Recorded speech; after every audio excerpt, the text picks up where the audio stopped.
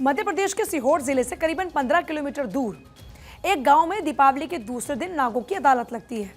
इस अदालत की खास बात यह होती है कि सांपों के काटने के पीछे की यहाँ वजह बताई जाती है। अब सवाल ये है कि ऐसे संभव कैसे है? क्या कोई बता सकता है कि सांपों ने क्यों काटा? दो तस्वीरों को जरा देखिए। पहली तस्वीर है लसूडिया परिहार गाँव की। इसी गाँव में सांपों की अदालत लगती है और इस अदालत में दूर दराज से लोग आते हैं। उनमें से कुछ लोग ऐसे होते हैं जिनको सांपों ने काटा होता है।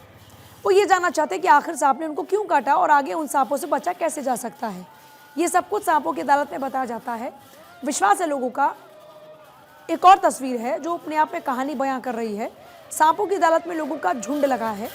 उनमें से कुछ लोग इस अदालत में पीड़ितों की कहानी सुनने आते हैं, जबकि कुछ लोग खुद पीड़ित हैं जिनको सांपों ने काटा है। उन लोगों को सांपों से कैसे बचना है उसका रास्ता भी दिखाया जाता है। सर्प का शरीर में आता है, मेर लेता है, काटा शरीर। अभी वो बाई को काटा, उन पे लात रख दी थी तो शरीर में आके बोलता है मैंने इस कारण से काटा है, जब मेरा घर का हूँ बाहर का हूँ। उसने लात रख दी। फिर बचन लेते हैं, बाचा हरवाते हैं, मर लेता है। खून, अभी खून बोलते हम खड़े होके संसी लगाते हैं, उसकी थोत दबती। खून बोलते उसकी मेर जगती है, ऊंचा सुनता है वो।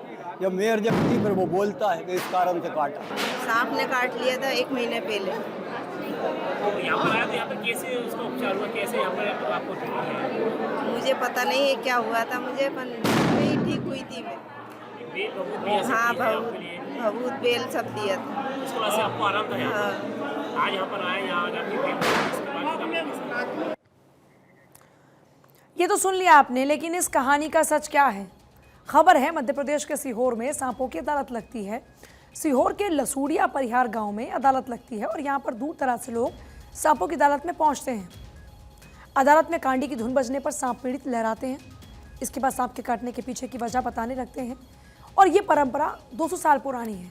आसपास के लोगों में इसको लेकर एक अच्छा खासा विश्वास है, क्योंकि ये दावा किया जाता है कि जिसको भी सांप ने काटा है और जिस सांप ने काटा है वो खुद काटने के पीछे की वजह, मतलब किसी इंसान को मान लीजिए कि सांप ने काटा है, तो यहाँ जब सांपों की अदालत लगती है उसी इंसान के अंदर वो सांप खुद आता है और बताता है कि किन कारणों से उसको काटा गया था।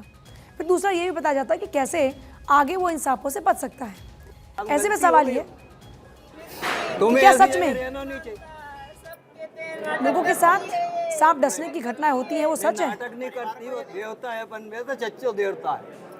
तुम तो अब ये करो, रोने से काम नहीं चले। अब सीधी सीधी बात करो बाबा का ने और हाथ जोड़ो। ऐसा गलती हो गई उनसे, अब छोड़ो इनको।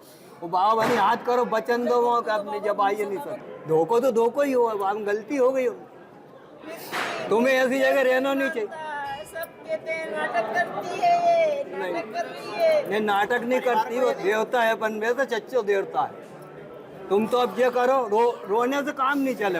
अब सीधी सीधी बात करो बाबा का ने और ऐसे में सवाल ये कि क्या सच में लोगों के साथ सांप डसने की जो घटनाएं होती हैं उसके पीछे की कोई वजह होती है?